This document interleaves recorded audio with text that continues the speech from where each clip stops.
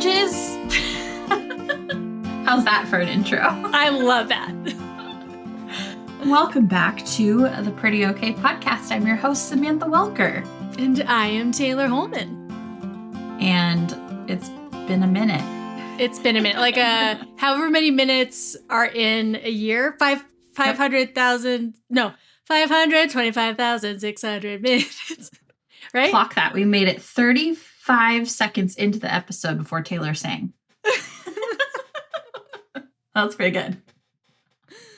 That's a record. But that is a very good way to remember it. Honestly, that's the only way to. Thank you, Rent. Thank you, Rent. I mean, I was like, there's no, unless I'm picking up my phone and doing calculations, I don't know that number. So I like that you say picking up your phone and not picking up a calculator. Oh, well, I only, that's why you're smarter than me, because you has a calculator. Well, you know what did our teachers always say? You're not going to always have a calculator in your pocket. And it's like, no, we do. Just kidding. Oh my God. That is 100% what our teachers used to say.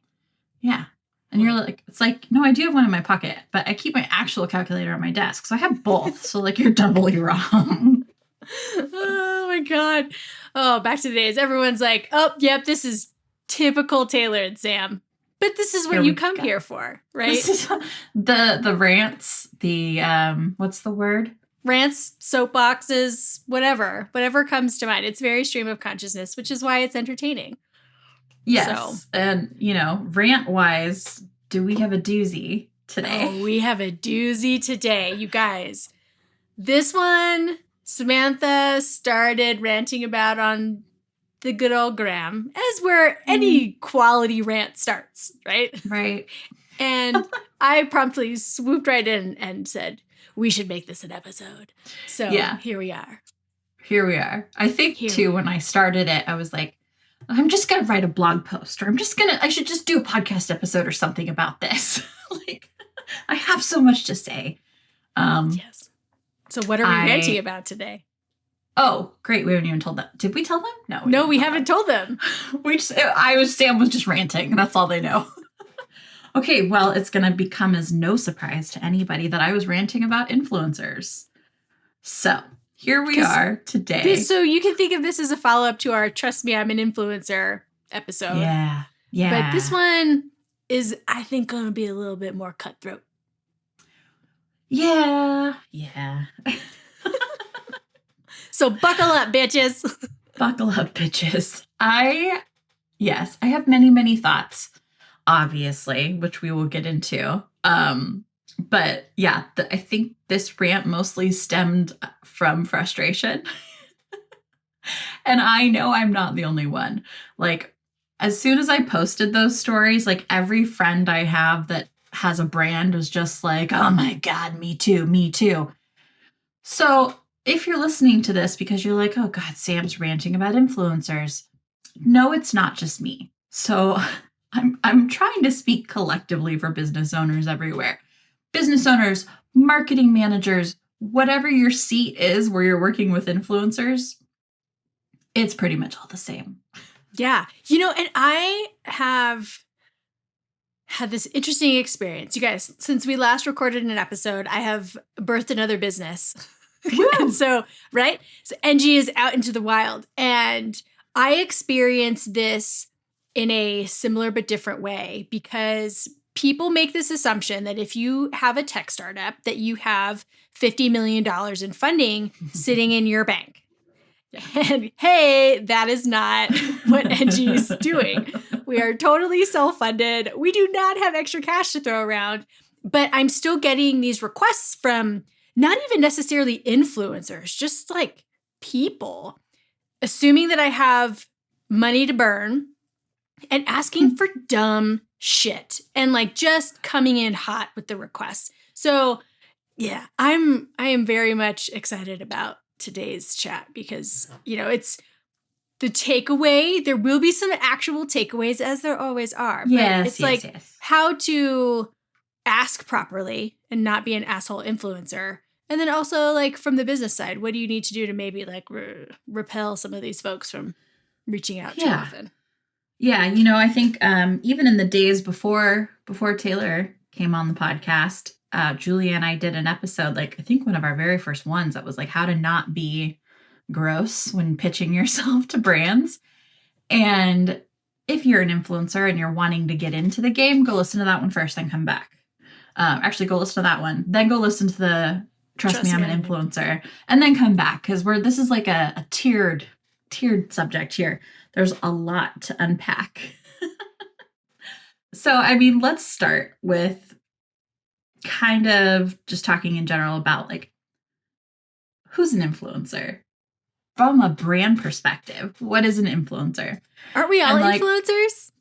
We're all fucking influencers. Like, are we still allowed to cuss? Yes, absolutely. Okay, cool. So influencers, people think, are somebody with a crap ton of followers who post something and it goes viral.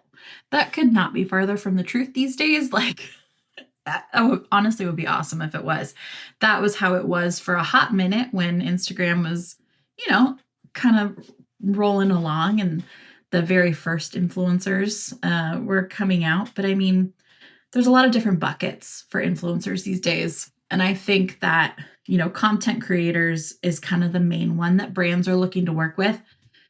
And we're going to get into all of that later. But like, there's really two main purposes of why a brand works with an influencer. And I'm going to use the term influencer as like an overarching thing here, right? But two reasons they're working with influencers are either to A, generate sales, right? Hoping that their reach gets people interested in your product, or B, create content. Because when you have these different buckets, you've got your content creators who they might not necessarily convert all that much, but they create beautiful content for you to use. And they are incredibly valuable to your business, but in a different way, right? Yep. Than obviously generating sales. So, I mean, I right now work with, I think I want to say we have about 150 influencers on our roster. That is too many to manage. Well, yes, it is. I inherited them. And yeah, it's too many. I inherited them. A big part, and as I've been with Briar for the past year, which I don't even know if anybody knows that, because have we done podcasts since I started with Briar? No, I don't think so. So, we all heard my business birthing baby. What's yours? Yeah, I mean, I didn't birth anything. I just took someone else's, but I put it like that. But so I'm at Briar Baby now instead of Solly Baby, heading up brand and marketing. Very lateral move for me. Pretty much the exact same role, just instead of baby wraps, baby hats. Hence the beanie. I have to stay on brand. Actually, this is Christy Dawn, so don't tell anybody. But I inherited about 150 influencers. And I'm going to try not to make this episode just me complaining about the influencers that I work with on a regular basis. Because you think 150 is a lot, but at Solly Baby, we did 150, reached out to 150 a month. Woof. So it was a crap ton. And I know brands that do even more than that. All depends on your product. We'll get there. But in terms of, the ones that I currently have, I've been able to figure out which bucket to put them in. And so there's a small group that goes into the content creator, which is like, their shit's on brand for us. We love it. We're going to use it. There's the ones that have a smaller account, but for some reason have a bitching engagement rate. And some of our top converting influencers have less than 3,000 followers, but their audience is super tuned in. They're very I would consider them an actual influencer because people are influenced by them to buy shit. And then we have the largest bucket, which is just people who want free shit and nothing happens.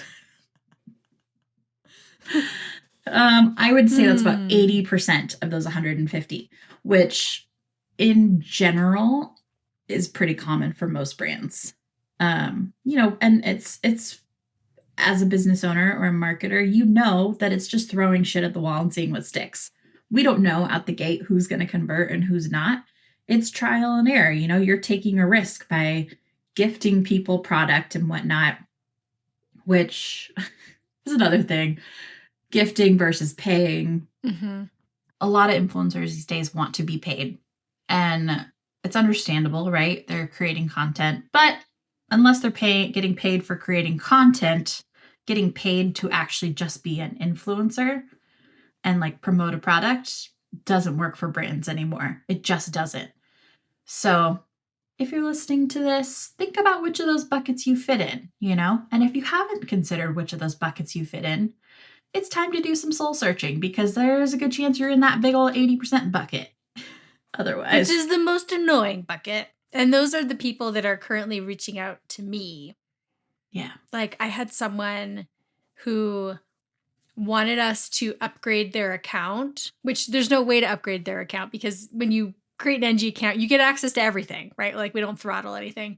But they literally just emailed me this morning asking that if they would write us a review, if we would upgrade their account. And I was like, putting on my soft kid gloves as I'm typing, but in my mind I'm going, fuck off. Like if you want to write a review, write a review. If you don't, Right. don't. But don't come at me asking for free shit just because you are going to type some words that I don't even know what you're going to type. Yeah. That's an interesting one. That's like the bare minimum. 100%. So annoying. Thankfully, I don't know who this human is outside of having contact via this email. So it's highly unlikely that they're listening to this podcast. Yeah. Sure.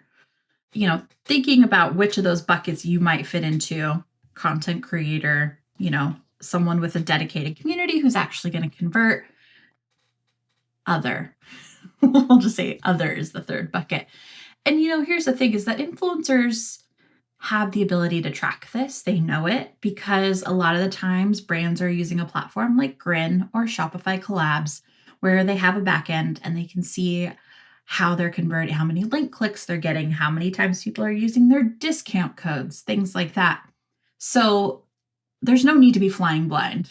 Correct. As an influencer. And if it is something you really want to do and you really want to be a content creator for brands, you should be keeping an eye on those metrics. Like 1,000%. Why wouldn't you? Because, you know, I would be willing to bet that all of these gals in the 80% bucket here have never looked at that and are still just continuing to ask for free product, knowing that they've gotten 0 link clicks. Like, hello. Yeah. So I encourage you to check out, you know, those backends. And if you don't have those, like if you're working with brands that don't have that, which is I think kind of rare these days, ask. Email your influencer coordinator or whatever and just be like, "Hey, how's it going? Like what can I do?" If it's someone you actually want to build a relationship with. Yeah, and if you are an influencer or content creator listening to this or like exploring the idea of adding this as a revenue stream for your business, Yeah. that's exactly what it is. You have to treat it as another revenue stream of your business. Therefore, you have to treat it like a business. And a real business is going to track these numbers. And from the business side of things, of who you might be trying to sell your content to or create these relationships with, that is the first fucking question I'm going to ask. Like, what's your average conversion rate on things, right? Like, because as the company, I want to have an idea, even just a broad strokes idea of what I can expect from you and the money or product that I'm investing in you. So yeah, if you are doing that soul searching and you are in that 80% bucket, or you're looking at your business and the influence that you have, the influencers that you have, and you're looking at that 80% bucket, like you personally need to make some pretty significant changes in terms of how you're approaching your pitches, right? Yeah. Or how you're just operating things in general. Yeah. And I mean, that actually kind of leads pretty nicely into talking about what a brand wants from an influencer, right? I kind of touched on it a little bit. What a brand look, needs. more singing. I've missed it. Looking at it from a big picture, which I don't think the majority of influencers do, you know, it's not free marketing for brands to work with influencers. I've seen people post stuff like that, like influencers that I've worked with, and then I start following. Um, I should say I have a handful of influencers that I follow on my personal account that I love, right? That I've worked with, and I'm like, you're a rad human. You do a great job. Great. I'm interested in what's going on with you. Let's be friends. I also follow like other ones, and then it turns me off from working with them anymore when I see the stuff that they're posting, because like I'll see them complaining about brands not wanting to pay them and things like that. And it's like, I don't think you realize that influencer marketing is not free. We are paying for the products that we're making. We're paying to ship them. We're paying for all like the platforms that we use to work with influencers. Grin's not cheap. That's like $3,000 a month. Oh my God, that's how much that big one is? Yeah, it's stupid. Ooh. It's an investment. Oftentimes you have people like employees who are dedicated to influencer coordinating. That's a salary, that's a person. Like none of this is free to a brand. And then you're looking at the profit margins. Like, I know at Glitter Guide, I was always amazed by the amount of beauty products I would get sent. Like, without asking, they would just show up at my door. And it's because beauty products have a much lower cost margin, right? Than we have for, say, making handmade baby bonnets. It's a lot different, especially if you're producing your product overseas. That's also a big factor. So there's just all of these things to kind of look at when you're looking at the brand that you're requesting product from or requesting to work with. Like, are they local? Where are their products made? Obviously you're not going to know the exact answers, but like take a guess based on their industry, what their profit margins might be. So, if it's a bottle of baby bubble bath, great. Like they're doling that shit out like candy. But when you have stuff that's more handmade or has really a lot slimmer profit margins, they can't be doling product out to everybody who comes in requesting it. And I know, like for us, we get a ton of repeat requests, like influencers who just want new product. Like if we come out with a new style, they're like, great. Or, hey, my baby grew out of this. Can I size up? And it's like, we're not just like your closet. outfitting your kid. Yeah. Right. Yeah. And so I think, that's just a big component. To me, that's the biggest one that influencers don't take into consideration is the actual business and financial side of it, is that no, you're not technically getting paid when you're doing a gifted collaboration, but it's not free marketing for the brand. Like if anything, they're taking a bigger risk than you are. So yeah, 100%. Get off your fucking high horse. No, I'm just kidding. But also, yes. But also not kidding. Yeah, no, I think that's one of the huge things that just people in general don't realize or appreciate is that everything costs something. Yeah. Even if your business does have like a dedicated affiliate coordinator or influencer coordinator, that's still time from that person's day that is the cost on top of the, the actual financial investment. And I was talking to a new friend of mine just yesterday, and one of her kind of broken record phrases to herself, maybe kind of a mantra, is minutes matter. Like that's what she's really leaning into this year. And I was like, oh, that is so good. Right. And that ties into this whole thing where it's not free. Every minute that a company is trying to execute on any sort of request costs it money. So nothing is free. When did we agree that you could get new friends? Oh. Awkward. Okay, fine. Sorry. Okay. She's in Florida, if that makes you feel better. Fine. Like I will. No, it doesn't. Why are you hanging out with people in Florida? Well, Jesus. on the internet. She still lives in Florida. I don't trust her. I know, that whole state. Unfortunately, I know like more than a few people that are in Florida. I'm like, you need to leave. You need to leave. You're better than this. Yeah. Yeah. Oh my goodness. I like that though. Minutes matter. Yeah, the minutes matter. Everything matters, right? Time is money.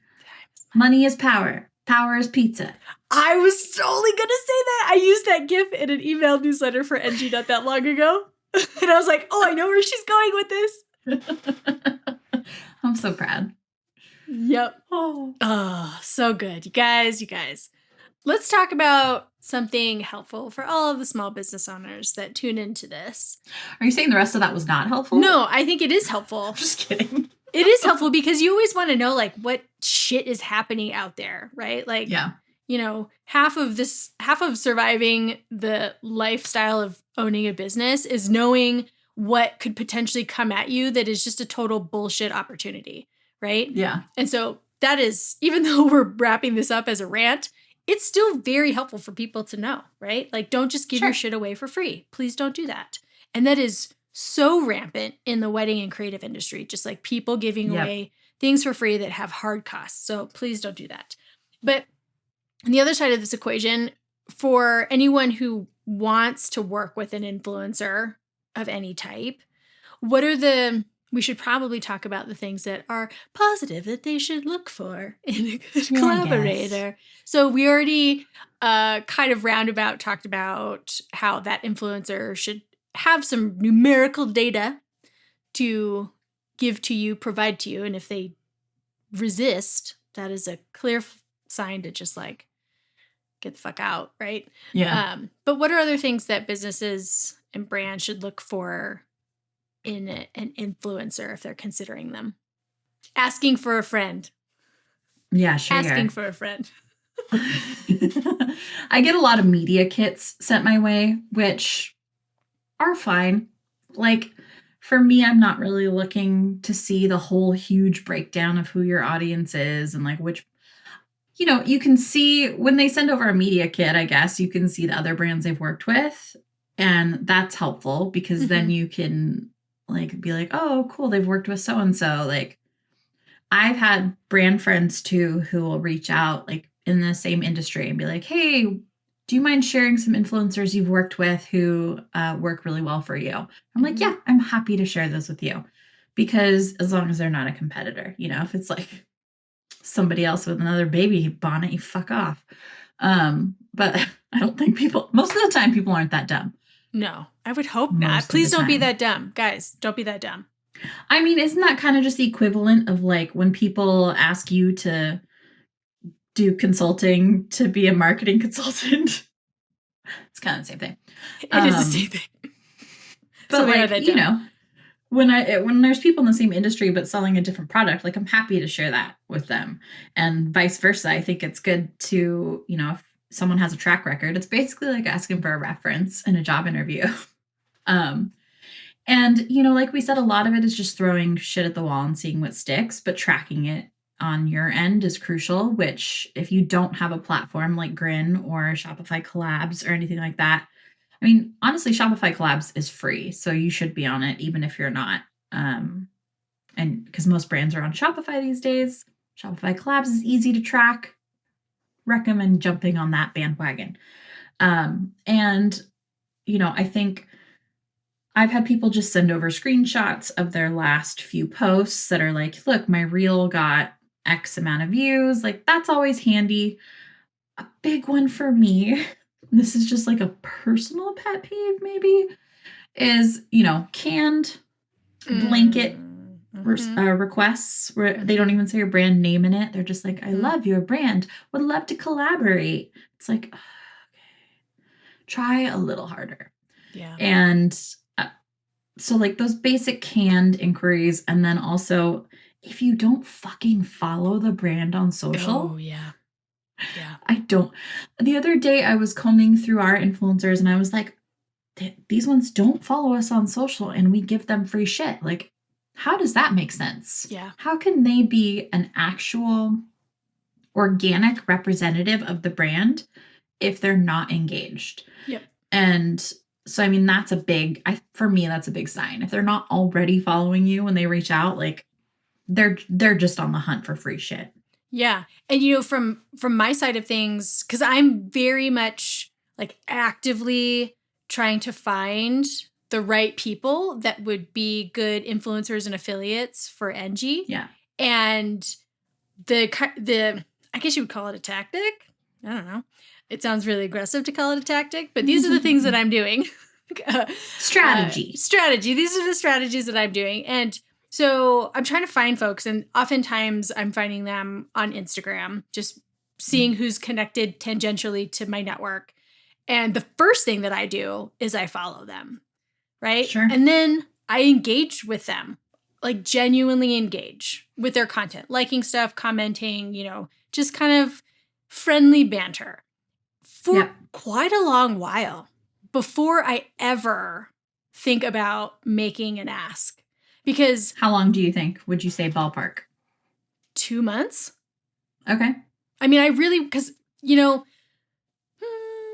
people could say this about me too, where like maybe on the surface level, they think it's a good fit. And then they really follow me like, oh, maybe it's not. Great. Yeah. Because you just really have to get to know someone if you're trying to build some sort of real long-term relationship. And so I want to see if there are any sort of let's just be real. I am looking for political red flags. Like, does this person live in Florida and think Ron DeSantis would be a great president? Why are you making friends in Florida then? This person is not voting. Ron DeSantis isn't even on the ticket anymore, but this person is definitely not a Republican. So she clears that gate. But, sure. I think that's important to know as a brand. Like, who are you proverbially getting in bed with? Right? So you need to scope that out before you are deciding to tap someone in and like really treat them well and compensate them for their time, because you just, you don't want to find out that, oh, this person has been out there touting your product, your service, your business, your brand, and then like something comes out of left field and you're just like, ooh, okay, now I have a nice PR kind of crisis that I need to handle. Yes. I, especially with big time influencers, I always do a deep dive on them. It's always great to do a Google search before you're working with somebody. Like if you're just gifting somebody something, like, okay, you can look as deep as you want. If you're like doing an actual paid partnership with somebody or a collaboration, you need to be your own FBI, investigate the shit out of it, because things will come out. Yeah. And I remember one time with Solly, like I think it was like right before I left, but we gifted this gal something and she posted about it. And then like our audience got so upset because I can't remember what her deal was. Her and her husband like were super Trumpy and super like they said some really like shady shit, I guess. I genuinely don't remember the details because I was like, if you're not watching the camera or the video, I did not fart. That was me saying I'm out. Just realized not everybody's gonna be seeing my hand motions. Yeah. So it's it's easy for people to get riled up. We know this. Like we know people are easy to get fired up on the internet. Don't even get me started on the kite baby controversy. Oh, I don't know what this kite baby is. Did someone put a baby on a kite? Yes, we'll circle back to that. We absolutely put a baby on a kite. No, that's the name of the brand. Oh my God. You guys, this is such proof that like Sam and I work in different industries. Also, as a non-parent, I'm like, I don't know what kite baby is. Oh, I'm surprised. I mean, it's like all the news outlets have picked it up and stuff. That's why I thought maybe you'd heard of it. Like, yeah. Anyways, yeah. So I mean, even when you're just giving someone product, like they're a representation of your brand, right? And because let's be honest, like people know when somebody's posting something that's gifted or paid. Instagram makes that very clear that you need to, say this is a paid partnership, or you could just tell, like, you know what I mean? Like you can just tell the way somebody writes a caption. They're like, I love my, it's like, yeah, we know they gave it to you for free, which is fine. For me, like, I think that it's better to be safe than sorry. So if you feel like there might be red flags with someone, just hold off. wait, Yeah. do the tailor thing. Wait a few months. Scope it out. Scope it out. Yeah. So, Yeah. I mean, in addition to really getting to know the people that you're working with, I think one of the big mistakes that smaller brands make when they're starting to work with influencers is not having a contract, right? Every grandma gets a contract, right, Sam? Even your grandma gets a contract. Grandma yes. gets a contract. Yes. It's a little different with gifted than it is with Yes. compensation. If you're expecting something specific in return for gifting product, you need to be very clear about that. You need to outline it in your campaign terms, however you're onboarding your influencers, that needs to be written out. If you're gifting them and just like, you know, like, hey, I gave Mandy Moore a baby wrap. Really hope she posted about it. I wasn't going to be like, hey, Mandy Moore, can you sign this contract? Like, you know, it depends on the situation. But yeah, if money is exchanging hands, grandma gets a contract. Yep. A lot of the times you get people who, even with like a campaign that they opt into, which is the kind of the main way to do it in the product industry, you get people still just doing the bare minimum. Mm-hmm. Okay, listen, I'm going to rant about a few things for this topic, but one of my biggest ones, unboxing is not fucking content. Stop making unboxing videos. Nobody bought anything based off of somebody's unboxing video. It's boring. It's lame. Makes you look like you're showing off the fact that you got free shit, and it does nothing for the brand that sent it to you. End rant. And see. On our campaigns, I always put stuff like, you know, because you put deliverables, right? Yeah. So say you're launching a new product, you create the campaign that people can apply for from your influencer pool. So putting in those deliverables in there, like I want 2 Instagram stories on these dates for the launch, 1 static and feed post on this date. And you can put, or I always at least put things like in parentheses, unboxing does not count. Yes. Yeah. Because you want this content to add value to your brand and your product, right? And what people want to see before making a decision to buy from you is how it works and how it helped someone else. So that's the kind of content that you want your, you know, your influencers, your brand ambassadors, whomever, your content creators to create, because that's actually going to help you, not just look at this beautiful, you know, USPS brown box that I got. Right. And I pulled out this product.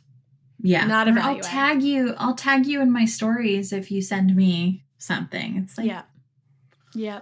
And the thing too, like with stories only last for 24 hours, right? So I know a lot of people like to focus on their stories because they tend to get better traffic these days than in feed because the algorithm hates us. But stories are just, they're too quick. Mm-hmm. Like they're too fast to be anything more than a shot in the dark at converting. Yep. So if you're actually looking to like build a relationship with a brand, you need to offer more than just stories. Mm-hmm. Yep. And for all of the brands out there, please track some metrics on each of your folks. These people, like you said, Sam, like they're going to come back to you and ask for more. They're going to ask for more free shit. And so it is your responsibility as the business owner to know who deserves more free shit. Right. So, and can I tell you who does not deserve more free shit? I don't know. Tell me. So one of my big things, if you're going to come back to me and ask me for more stuff, please don't be posting competing brands. Oh, yeah. On your social channels. Yeah. If you're deciding you want to work with a brand in certain industries, right? Whether that be a certain apparel, certain like technology, whatever. We'll just continue to use baby hats, for example.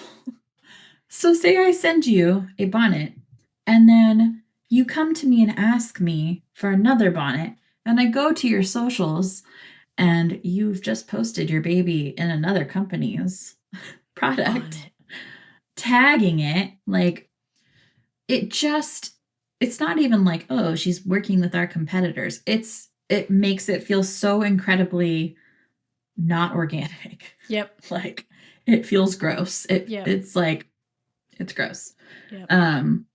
So that's a big thing. Like, if you really want to work with brands on an ongoing basis, you have to build a relationship. And that means, engaging with them on social media, following them on social media, engaging on social media. Those are my favorite influencers, are the ones who I'm not asking for shit. They're just doing it because they genuinely love the brand. Yep. And that kind of in tandem means not promoting other brands with competing products if you want to continue working with the original brand. It's really easy to want to try to get as much free stuff as you can. I get that. It's exciting to have brands send you stuff for free. But from a business perspective, like, you have to make smart choices. Yep. Yep. And that's the lesson from today's episode, folks. Make smart choices. Make smart choices and stop asking for free shit, right? Well, you don't have to stop asking, but you have to be worthy of the free shit. And having X amount of followers does not make you worthy of said free shit. Like, that's the part people need to realize. Or when they say, like, well, I can create content for you. It's like, okay, well, take a look at the brand's content. If your content is not up to par or not the same vibe and they're not going to repost it, does nothing for them. Yeah. And, I'm sure with NG too, when you're looking to work with influencers for your brand, please use the product correctly. Like, don't post stuff using it incorrectly. That was always a huge thing at Solly. People would post these reels of them wearing their wraps and their baby's got like one leg out and they're gonna fall. And it's like, Jesus Christ. Okay. Yeah. So Woo. That's another thing. Yeah. Pay attention to brand guidelines. Yes. And okay, I'll revise my lesson for the day. Is that both from the influencer perspective and the brand perspective, you are looking for a true brand ambassador and loyalist who believes in the business, right? And so you need to be that as an influencer and not just be grabbing for stuff. And then as a business owner, you need to be trying to connect with and find those folks. So, I have run I know affiliates is different than influencers to some degree, maybe to a major degree. But, when I look at the affiliates that I've got, most of them fall into that 80% bucket where, they will post their affiliate link on a resource page of their website. And then that's basically where it stops. And that it's like, this is not what we're trying to do here. We're trying to look for people who are genuinely stoked about what it is that you're bringing to the table. So,